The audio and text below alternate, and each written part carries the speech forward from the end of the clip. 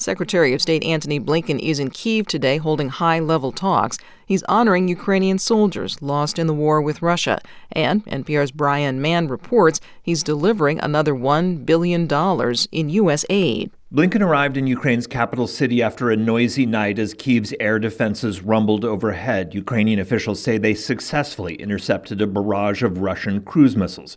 After a train ride from the Polish border, Blinken met first with Ukrainian Foreign Minister Dmytro Kuleba. We want to make sure that Ukraine has what it needs not only to succeed in the counteroffensive, but has what it needs for the long term to make sure that it has a strong deterrent.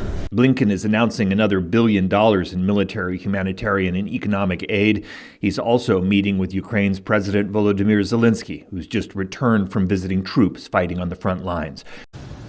For Ukraine not only to survive, but to thrive, we're also supporting its efforts to rebuild from Russia's aggression. At the Ukraine Recovery Conference held in London a few months ago, I pledged that the United States would invest more than $520 million in making Ukraine's energy infrastructure, more than half of which has been destroyed by Russia, cleaner, more resilient, and more integrated with Europe.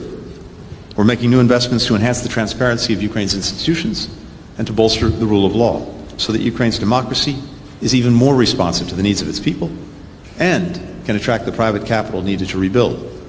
We're engaged in assisting the government of Ukraine on anti-corruption efforts and on efforts to ensure accountability and full transparency of all the assistance we're providing, as well as the security of U.S.-provided defense articles and technologies. The president has, I think, been too slow to keep the commitments that he's made publicly, but at least he's supporting the effort. I think he could have done it more skillfully, but he is supporting the effort, and I intend to continue to support it, and I hope the majority of my colleagues will feel the same way. That's about as Washington, D.C. as it gets.